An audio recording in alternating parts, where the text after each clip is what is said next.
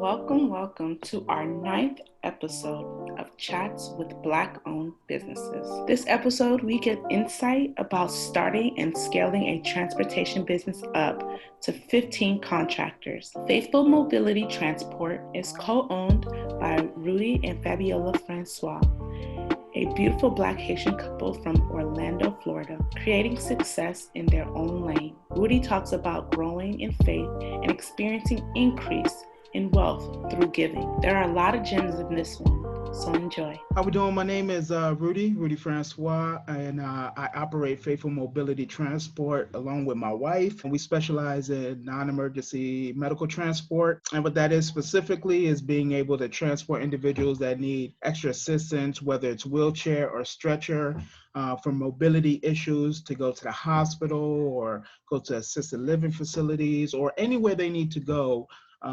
We work in that space to help assist individuals with mobility needs to get to where they need to go to with our specialized vehicles. So that's that's the name of the game. How did you start your business? Absolutely, man. Well, it's a funny story, man. I always preface it as I'm a man of God, because that intertwines with everything we do. So I'll give you a quick glimpse. It's a funny story, but how it came about.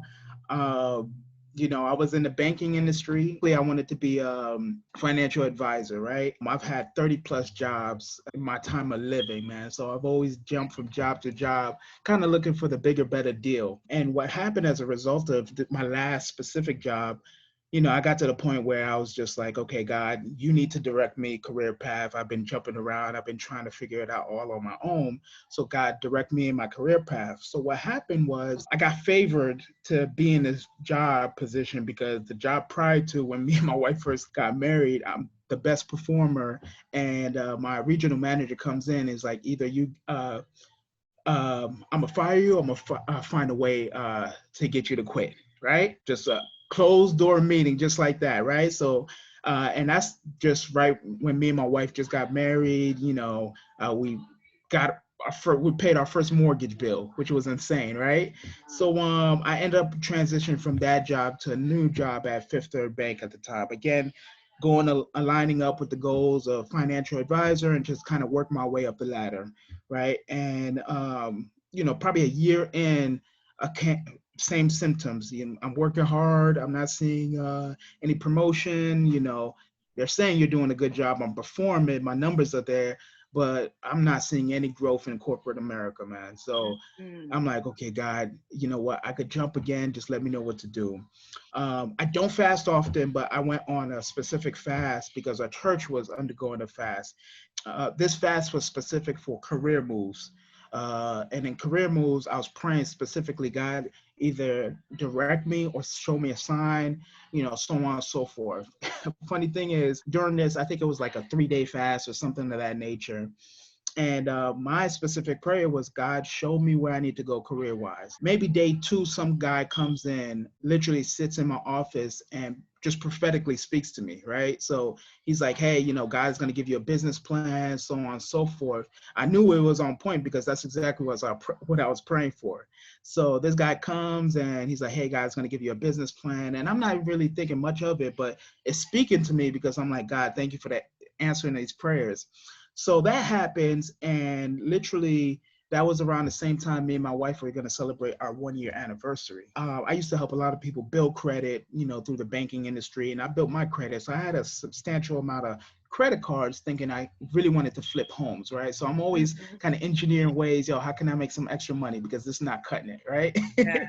So I'm always trying to engineer ways of like, how can I get extra income? So not knowing that credit card was really going to be the foundation of the capital investment that I needed to start this business. I didn't even know we were going to get to non-emergency. I had a list of various businesses I kind of wanted to start.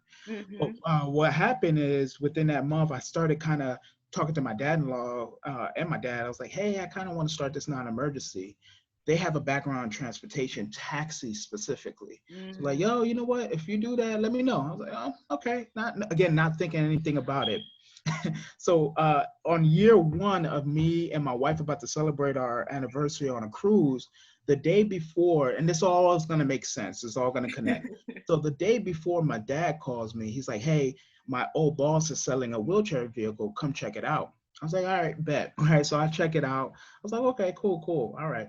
And he's like, I already made a deposit. I was like, whoa, I didn't even talk to my wife about it, right? So I didn't even talk to my wife about it. So the next day we go on a cruise, and then I'm like, baby, because if not, I just, hey, dad, you got to get your money back. He's like, hey, you cover the rest, right? So I was like, I'd have to break down the news to him. But the next day on the cruise, I'm like, hey, baby, I'm really interested in starting this non-emergency. She's like, yeah, okay, whatever, right? On the cruise, I think day 2 of the cruise, I'm working out. We meet this dude. My wife comes in, and we're like, yo, what do you do? He's like, I'm in non-emergency medical transportation in North Carolina, right? So we get to talk, and he kind of gives us some basics. And she's like, okay, I'm in. And I was like, oh, by the way, we already have a deposit on the car. So it's kind of been moving since then, so just every step, you know just learning and moving and kind of growing, man. I say the first year or two we really had no movement. It was really just building a business, getting contracts with brokers. We really, nothing was moving yet, and I think year 3 things just started expanding, and now we're in a great position. Me and my wife do it full time. you know, we're now able to pay back using again those credit cards that we utilize, because typically as a black business, it's very difficult to get funding. And this is coming from me working in a bank, to get funding for just coming with a business plan. Sometimes you got to prove your concept prior to. So again, I leverage credit cards. I'm not saying that's the best thing for everybody to do, but it was just a means to start. We're going to go back to your childhood. What did you see or didn't see that shaped your idea of wealth and entrepreneurship? I've been blessed to have mom and dad in my life, but my background is I'm Haitian, and we kind of grew a certain way, man. With money was always tight. I don't know why, it was just always tight. So one of the things I wanted to outgrow is never not having enough. We always had just enough. It taught me a lot because it taught me resilience, how to kind of make do with not having. So it really teaches you a lot, but also kind of breaking kind of that lack mentality, I would say, which is kind of difficult when you don't have a lot. Sometimes you kind of get in this scarcity mentality, like, how are we gonna do this? So I had to break that using the faith of God, really, to still think bigger, but at the same time, that was super helpful because it allowed me to make things work where, you know, I do believe if I started this business with a lot of money, it wouldn't have been functioning the way it is, because I couldn't problem solve. I couldn't use ingenuity. Sometimes you think you could just throw money at a problem. That's not necessarily going to build your business, right? So it really taught me some resilience, I think, early on. But yeah, my background has shaped me out. And plus, I seen my dad and my mom, just work hard, honestly. My mom was a CNA. So if you know anything about that, you're wiping people's butts. You're caring for people.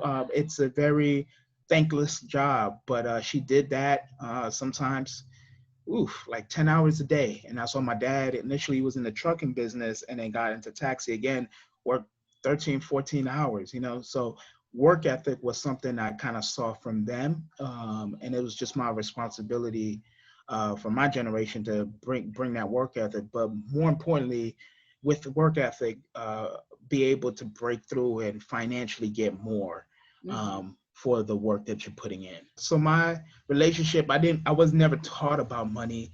I had to make my own mistakes. I had to go to college, do all my own things, and still, even as I was married, made massive financial mistakes, man. But being able to recover and get into a place where now I'm personally learning about finances, because now I'm not just responsible for me. I'm literally responsible for, up to like 15 employees to make sure there's food on their table, So now it really shifts in terms of responsibility. I can't just blow that money quick. It's not just my money I'm dealing with, So it made me resilient, but also I didn't have the financial kind of backing or understanding of money. They never really talked to me about that. they survived. They made sure there was food on the table, but I really didn't understand money until I kind of went out on my own. So for me, I was indoctrinated in the Christian philosophy of give, and it'll be given, pressed down, shaken together, running over. What that means is I started applying that in my life through tithing and giving, right? I was tithing where I had probably like, and at first I didn't believe in it. I was like, okay, this is a hoax for people to get your money.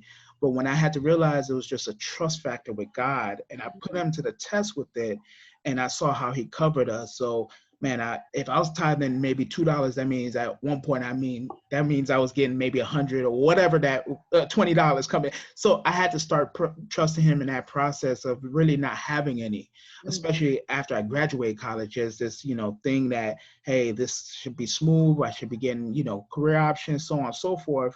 So that was also a time where it allowed me to, trust God.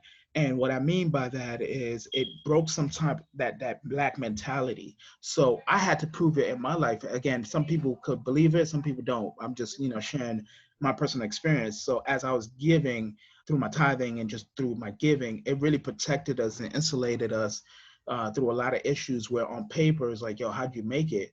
But seriously, man, and it's like, God came through. Like when we came from 2-to-1 income, because we had some challenges with my wife's pregnancy. So it came literally from 2-to-1 income. So it was 2 incomes supporting what the house used to make, and now it became 1 income because she had to be on bed rest for us to successfully have our kid. You feel me?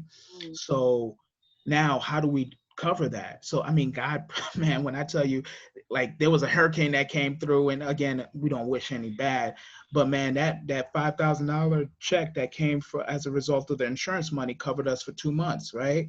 I just call that the grace of God, the favor of God, right? When we had to transition from me coming from a full-time job to working full-time business because it made sense, how did I have the confidence to do that? It was truly through my giving. So I had to break this lack mentality because most of the time we grow up, if you don't have as much, you hoard everything. You're like, nah, ain't nobody gonna get this, right? That's my issue. I will not lie. So preach on. No, it's natural. It's natural because you don't have enough. So you automatically go to calculating, right? So most people don't believe you're a business person without even, because of your life experience, because you're always calculating. You have to make sure, how am I going to get through the month, right? So not having enough, you're already doing, believe it or not, a P&L in your mind to say, hey, this is my profits, this is my loss, how am I going to make it from month to month? And that's on the personal side, right? So how you transition that is, as a man thinks, so is he. So to be able to transition that from the personal to the business, it's really the same mindset, right? So I had to break some, quote unquote poverty mindsets to be able to say, you know what, God got us, we're going to go. Not being crazy though, so there's a balance, you feel me? There's truly a balance. But for me to get out of that mindset, again, I had to be indoctrinated. We're hearing a lot of faith in that area, hearing a lot of different podcasts like what you're doing, developing, how we built this and all that, because there's a common thread that they didn't just make it. It wasn't all smooth, I can say now we're in a position that I'm not worrying about payroll. I'm not worrying about, so that's a blessing. But the first 3 years, I mean, the first 2 times we couldn't pay our employees.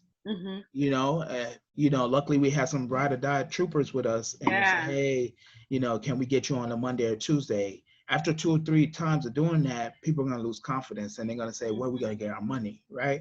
So really, knowing that there are some hurdles, but you'll overcome them as you let your mentality change. And if you're willing to change with it, so getting out that scarcity mentality, again, whether it's God or whatever belief system you have, to know that it's going to get better. You feel me?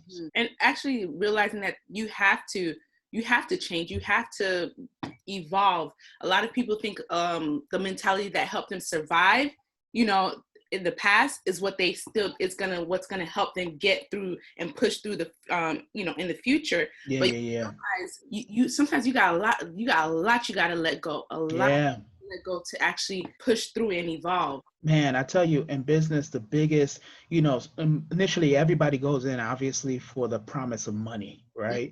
You want to make more money, but in the development process is who you become. And that is what, I can even attest to myself who I was prior, like 4 years ago, to even how I handle a situation, whether it's employees or whatever it may be. I mean, we just had someone just quit on us, right? So before I would have take that straight to heart. I'm like, forget you then leave, right? So part of growing is like, no, I actually want the best for you. We're always here in terms of friendship, but I do want the best for you, man. So even seeing how I've grown as a person there, it is all part of the growth process, and then the money will come. Is truly having a passion, not just getting into business, just getting into business, but that passion behind it is what drives, why you're doing what you're doing.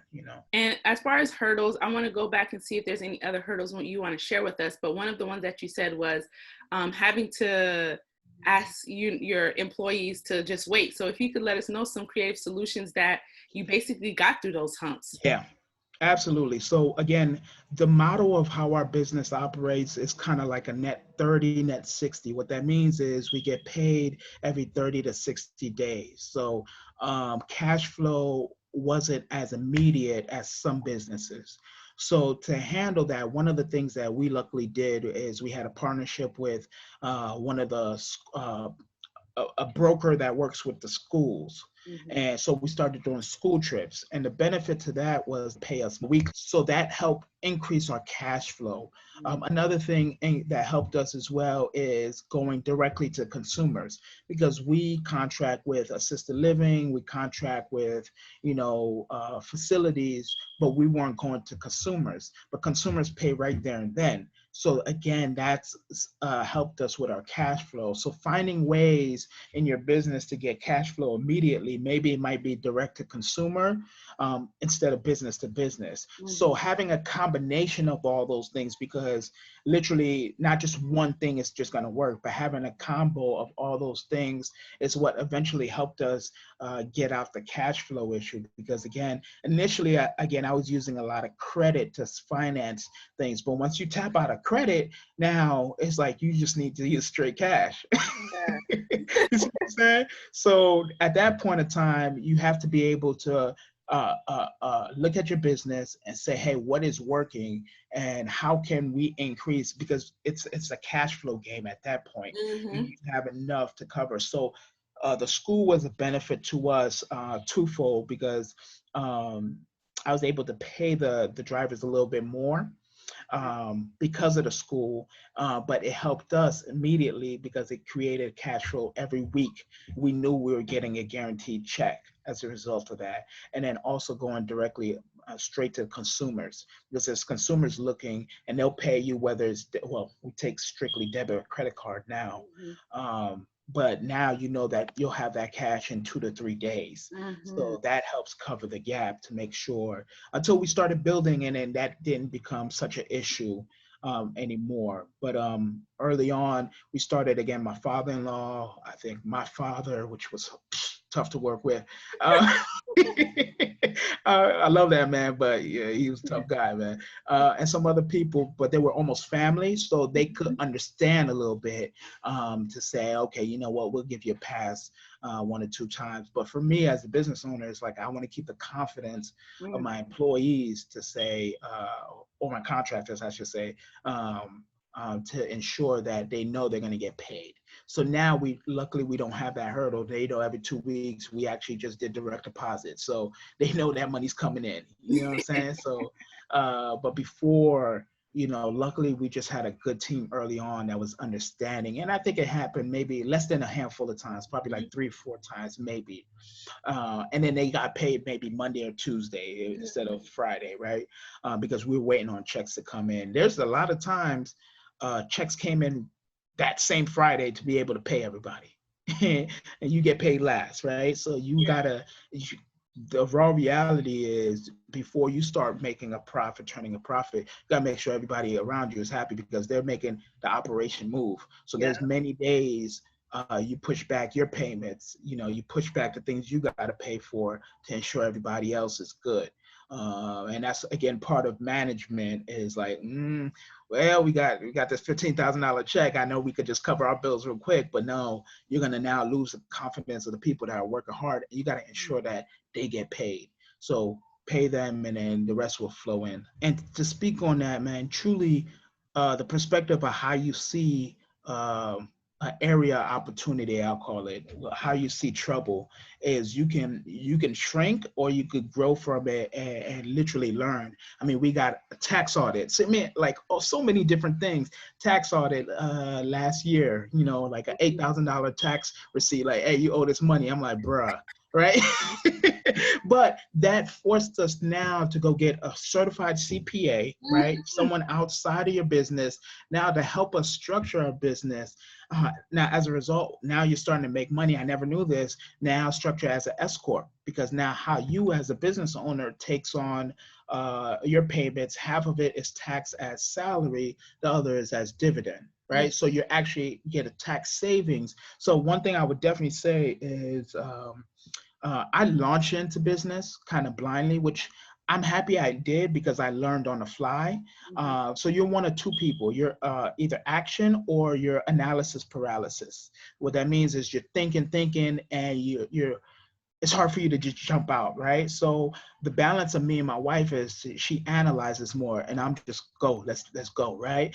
But that balance really does help us out because she could foresee things that I can't. But sometimes I push the envelope to allow us to grow. There's certain things if we didn't do, we'd still be at the thinking phase, right? So one thing I would absolutely say is in your thinking phase, walk your business through as if you had the money. Most of the time, money is truly not the hurdle. Most people think it is, but walk through your business. What would the insurance cost, right? Sit down with someone, a CPA. Although it might be $100, if I went back, that would have saved me maybe $2,000 of hiring a lawyer. But now, how do I structure this business, right? Do I have employees? Do I have contractors? What are the benefits? Now, if you have employees, are you paying W-2? I mean, a workers' comp?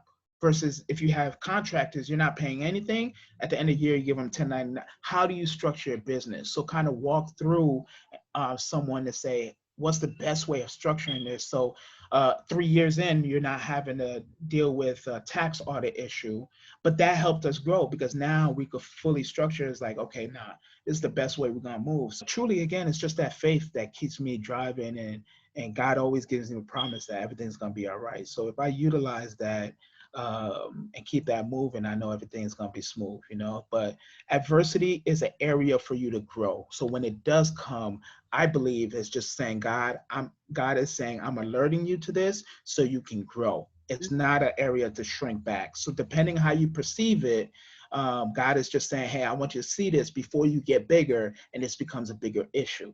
So that's how I kind of perceive trouble or issues. Man, I have 15 people that work for me. And at the moment, again, I'm all about diversity, but for the moment being, all of them are Black, right? And all of them are getting paid pretty decently and are pretty happy, right? So I am now contributing, in my personal opinion, to helping feeding and creating economic opportunities. And there was a study that showed this. When you have more Black entrepreneurs, there's more Black opportunities for a career, right? Because we typically hire within the network we know, right? So the network I knew is some of the taxi drivers, and they started referring me people, right? So that's how I could be a benefit. And I'm not saying that's going to be the only way, but I could know that, hey, you know what? I feel good at night. Someone gets a $2,000 check that wouldn't normally get that every 2 weeks. That's a huge contribution. You see what I'm saying? So I feel good on both sides because it's like, wow, God, you're using me to be literally a funnel to provide this, you know what I'm saying? So again, Black, white, it really doesn't matter, but specifically, I know I want to impact people within my community, and this is one effective way. Now, if I could get partners on the outside that could do, as long as you know what you're doing, right? Hey, I'm not adverse to it, you know what I'm saying? But, I truly partner with someone that, hey, if you know what you're doing, and I get insight, and then this is not going to put us in a predicament to be in any trouble in the future. Let's rock and roll, man. But on a personal side, for what our business is doing, the employees mean so much to us, and how we're impacting their lives and their families is huge so far. Nice. Your accountant was the one who was basically able to tell you how to structure, as far as like, it's not employees that you have, it's contractors that you have. Well, we always set them up as contractors before, because as contractors, and this was kind of early on, but it was truly how I structured it. So independent contractors, again, one of the benefits, you're not paying, but now for a contractor, they have to come in with their own quote unquote equipment, Mm-hmm. right? But the way we're kind of set up, although sometimes we have the vehicles and equipment, we're almost set up like a Mears model. And Mears is a company in Orlando, and they're a taxi company, and they rent out their vehicles. But the Mm-hmm. people that work for them are still independent contractors. So we almost follow that same model, or someone could come in with their own vehicle, and then we just contract them out just like that, maybe put our emblem and all that. But that was early on. But we had to show that the accounting was helpful to show, okay, cover your bases, show a rental agreement, so Mm-hmm. you could keep it as a contractor, or do this or move it there. Because when the IRS, they could audit you and say, no, no, no. In reality, they're W-2s because you have the equipment, or you have this and that, right? So the CPA was now able to help me say, no, no, no. This is the best structure, Mm-hmm. so you can keep it within that amount. Because now, if we don't do that, now we have to pay workers' comp. We have to pay all these various things. So then we wouldn't be able to pay them as well as we pay them. We would have to go back to a model. What the industry is doing is paying like $12 an hour. You see what I'm Mm-hmm. saying? So then there's going to be high turnover with our drivers, and that's another headache. You don't want to be recruiting. That's too much to deal with while the business is just flowing. You feel me? So that's why we kind of use their advice on how to make sure we're in the best structure. What are some things that you wish you knew before starting your business? Mm. I think I kind of touched base on this. I would have started it from the end to the beginning. What that means is, if I knew whatever business I decide to start next, or whatever venture I do, the first thing I want to make sure is, like, how am I going to get money from that? Let's just say it's assisted living facility, right? Mm-hmm. How does that generate money? What are the different ways it generates money, right? Do you get paid through the state? So write that down and figure out how that works, right? And from there, go back. Okay, if you were to start this business, what insurance requirement, what state and local requirements are needed? Okay, this is all stuff before you even have spent a dime. Mm-hmm. Now you could create a plan, because you could say, okay, ooh, I didn't know insurance was $10,000 a month, right? Mm-hmm. Uh, First mistake I made as a business owner, again, using my credit cards, we had to go through a broker. So you have to do a credentialing process, right? So part of the credential process, you need insurance, right? I put the insurance as one of the first things. Their credentialing process took close to 7 months. So every month of insurance was about 1,000 some change. So I literally wasted $8,000. So if I knew that before, man, I would have put the insurance at the very end once they're ready for that. You see what I'm saying? So again, finding out what all the credentials are and what's necessary and when you need to spend that. I truly believe, even if you don't have it, God's gonna flow it when you need it. You see what I'm saying? So a lot of times we kind of prepare like, man, I don't have this to go. No, just go with what you have, and more will be added as you're kind of growing through your journey. You see what I'm saying? So I would say plan everything out, find out the insurance, find out what the state requirement is, find out what the local requirement is, because there might be hurdles that you go through. For example, on a local side, when we started our business, we had to shut down for like 2 months because we didn't know you needed a local a license to operate this, right? In Orange County, right? So now that slows down or interrupts business, and you're just trying to pick up momentum. So just truly understand, your business on the state, local. When I say that, you don't have to go deep in research, man. Just again, find out what insurance requirements, find out what requirements is necessary for your industry. What are you doing right now to improve your business? Trying to figure out how we could intensify the quality, because we deal with people, right? So each interaction in my opinion, is make or break, and that's really what grows our business. So it's hard to do, but create a system. Uh, for example, if a driver comes in, how do they introduce themselves? How do they ask the person, hey, I'm here to help you out, without, that pure communication. And then some of the people that we have, again, because of my background, because of the network I have, are of Haitian descent and are much older. So there might be that, not a language barrier, but it could be, uh, the way they say something. In our culture, it's like, okay, we understand it's all love, but to someone else, man, that sounds really aggressive, right? So how to coach to that, to say, oh no, don't say it like this, just approach it like this, right? Because it could sound rough. And then again, just really coaching to quality, because with quality you'll grow. People will talk about you. Like, hey, they're on time, the drivers were nice, and they picked me up on time. And trying to figure out what are the hurdles of our industry, right? So some of the time someone could be for dialysis, and it's not our company, but hey, someone might be left 2 to 3 hours to come pick them back up, right? Because they're so packed with their manifest for the day. So ensuring, okay, how do we avoid that? So maybe we send the same driver, you're responsible for picking up the A leg and the B leg.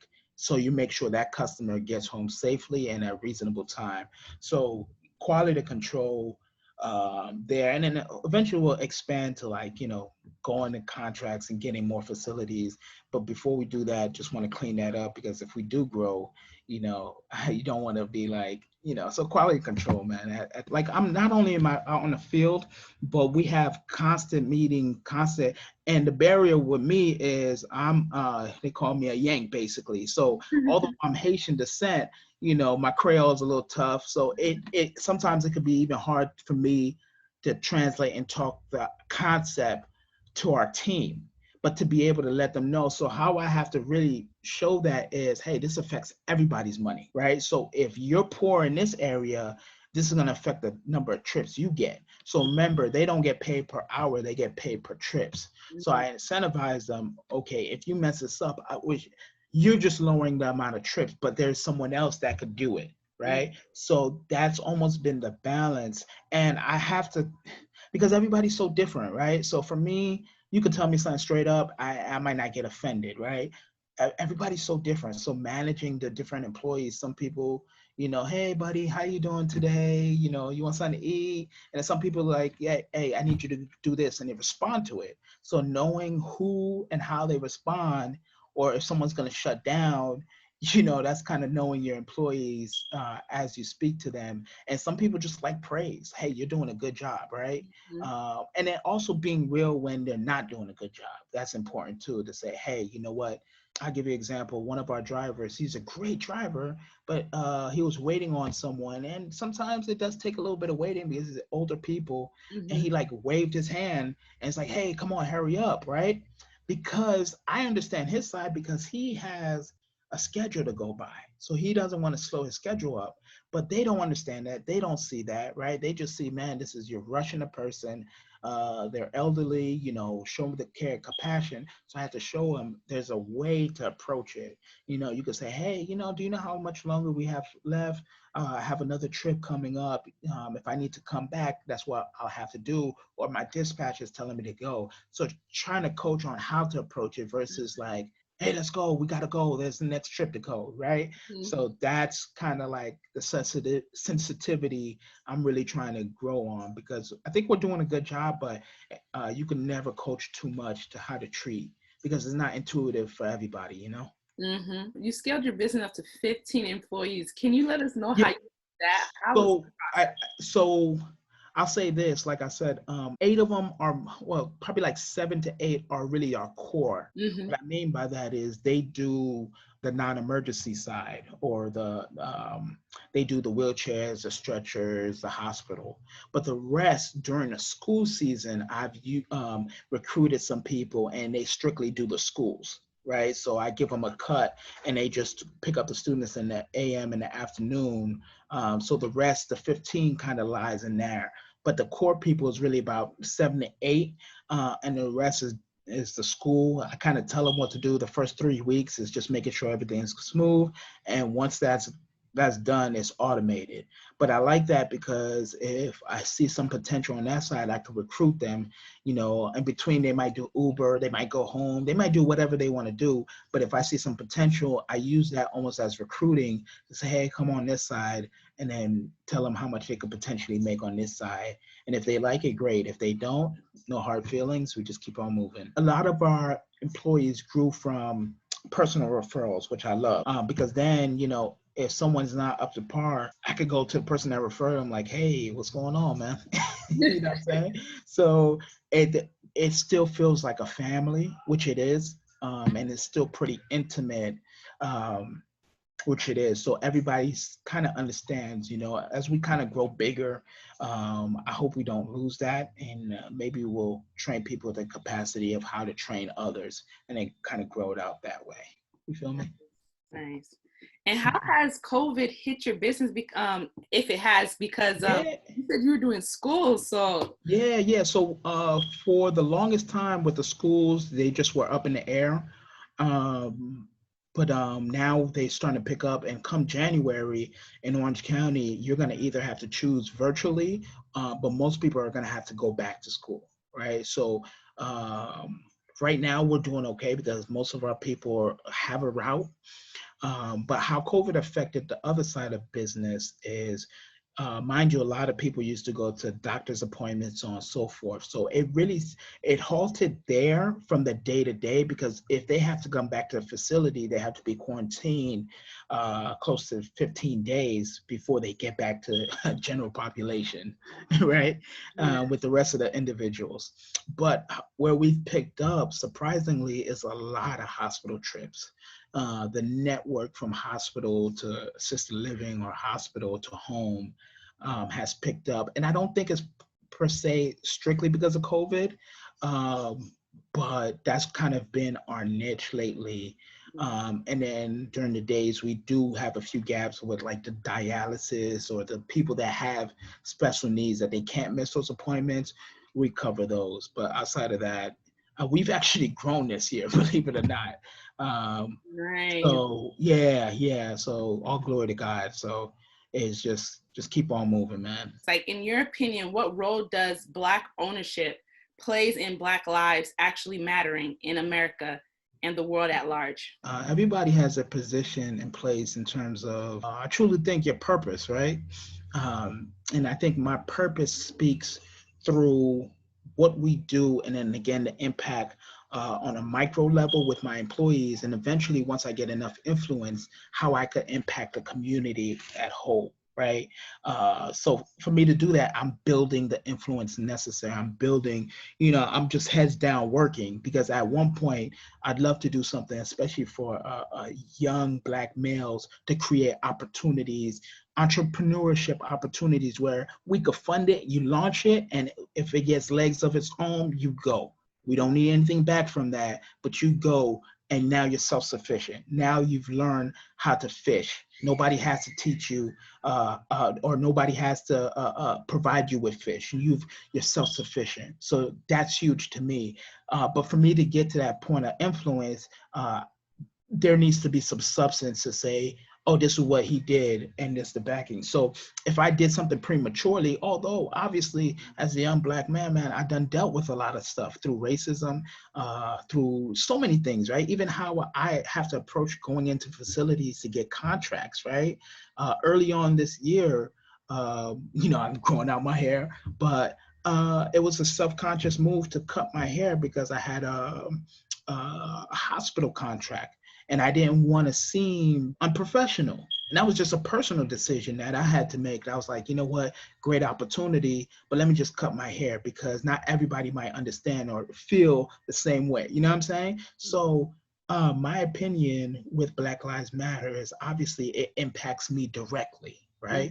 So how I impact and where I want to be the biggest agent of change is how to teach other people and how to show other people it is you could do it. You could create for yourself, right? Because the first thing is financial lack. Once you're able to have a positive impact of knowing I can create money for myself, right?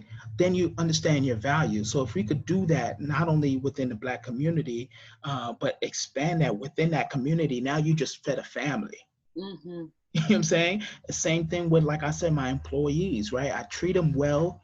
They get paid well. I see it as I'm impacting the small community that I know before I get to a bigger scale.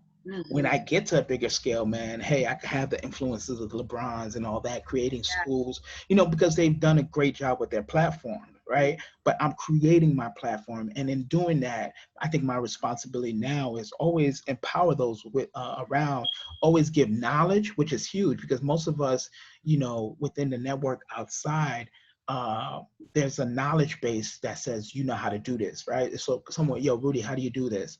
So from the stuff I learned, this is how I was able to get an SBA loan. Being credit challenged. This is what you know what I'm saying? So when it comes to knowledge and trying to get you out there, bro, come to me. And you don't have to pay. I'm not going to give you a consulting fee because I want to see you go out there and be able to fish for yourself and produce for yourself, right? So that's huge. We've had a lack of knowledge within our community. How do we build credit, right? How is credit impactful to getting capital, right? So I could be a conduit to that. But also on a micro level, the people that could affect, again, it goes back to employees. Can I know that, man, if I could get this person $5,000 to $6,000 a month, or even $4,000 a month, or three, pertaining on the amount of work they do, that's feeding someone. And especially in this climate right now, God has been able to bless me to say, you know what, we're feeding, and mostly right now, as a result of the impact. Now, again, I want a huge diversity in our company, right? You know, I want multi-ethnic, you know what I'm saying? I'm not just seeing just Black, but right now the people in our impact, we're 100% Black operated business, which is huge. So that means the people we're feeding right now, they're feeding kids. So that's how I see the impact, right? And then I'm not afraid to speak on it because, man, I've been impacted by by criminal backgrounds that I had to clean up, right? I don't know, all these different things. So if someone could really know my story and they're like, dang, bro, so I could start a business too, right? So if they knew some of the things I've been through, it does give hope. It does give opportunity. You know what I'm saying? And same thing, I want to feed that to my son. And I want my son to grow this business. And hopefully we're transporting people via helicopters and airplanes. I'm seriously, like one of the principles I learned is giving. You know what I'm saying? And through giving, we started expanding through my personal giving, whether it's through my church association or through any association. So that philosophy is not going to go away. So whether it's Black Lives Matter or giving to the people that we impact, when you hear the stories of, man, I used to be able to walk, I can't walk no more. I hate relying on people, right? Giving them hope on the trip, going to the hospital, coming from the hospital. So giving all functions. So if I could be able to say on my side, you know, we grew, but we're going to continue giving. That's a philosophy. So whether it's in the Black community, which is a must for us, right? But giving in general, how that impacts and then change people's lives. So it could be done through industry, it could be done through business. So that's, you know, that's kind of my philosophy, man. But we don't understand the power of the Black dollar. Not only within the community, but how it impacts, you know, a lot of, I believe a lot of companies are really now saying Black Lives Matter because they know when they look at their bottom dollar, how much money comes from the Black community. So of course it makes sense on the business side to say Black Lives Matter because you want to support that because it's financially lucrative to you. See what I'm saying? So if we could create more entrepreneurs and then they have value, and you know, my personal opinion, everybody's not meant to be an entrepreneur, right? Now, but the people that are again, you can be impacting how many jobs that are out there, right? And how you impact your job because of your background, right? So because of my background, because of being in 30 plus jobs and not feeling growth opportunities, how am I now going to impact my employees? Now, I might not have this completely done, but how can I have them feel like, hey, I'm not just stuck at a dead end job? How can I potentially grow? Now, I don't have the answer to that, but that's something I'm thinking of, and God will help me uh, uh, uh, get some wisdom on how they could feel that. Because again, I started my job as a result of kind of the business as a result of, not having opportunities in corporate America. You know what I'm saying? So if we could create that again, whether you're the entrepreneur, you could be a catalyst for people feeling impacted in the work that they do. That, man, there's so many dimensions you could impact or help, and just even seeing someone just look at you, you know what I mean, to say, wow, you're doing it. And your skin colors look just like mine, right? Your nose look just like mine, right? Yeah, the big lips like mine, right? I like to joke around a lot, but it's true though, because how many times do we see that in our own community? We don't ever see that as often. And if it is there, there's this barrier of, again, information, where I, as a young Black man, I would love to reach out to older, successful Black man to say how you've done it. But sometimes I feel like once we get to our success, we dip, we leave. We just, okay, me and mine's are good, right?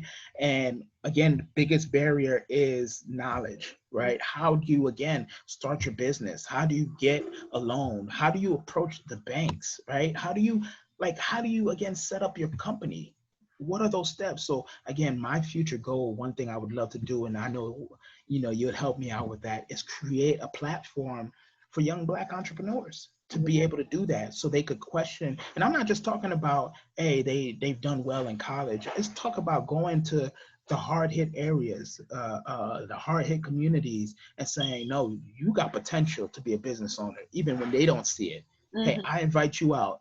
And at the end of 6 months or a year, if you cultivate that, we could give a 5,000, 10,000 capital boost, and now that's your own business. Yeah. How huge would that be? That's something that I can't wait to see more of, is just more people talking about the importance of ownership and trying to find out how can we make our dollars work for us, because not just win on an individual basis. I didn't realize this. One of my SBA loans, we got not through a traditional bank, because I had credit challenge at the time, but we went through BBIF, which is the Black Business Investment Fund, right? And there's specific money earmarked out there for Black businesses, but there's untapped yearly, because nobody knows how to go in with a profit and loss statement. Nobody goes in to show the statements, what they're doing. How is your business? Is it, how is it just organized through the state? You know what I'm saying? So these are different things that you can even teach them, like, yo, this is how you do this. Nobody taught me that. I was a finance major. Yeah. Taught us financial models, compare this to that. But that doesn't teach you, life implications of how you can actually do things. And thank you so much, bro. Thank you. No problem.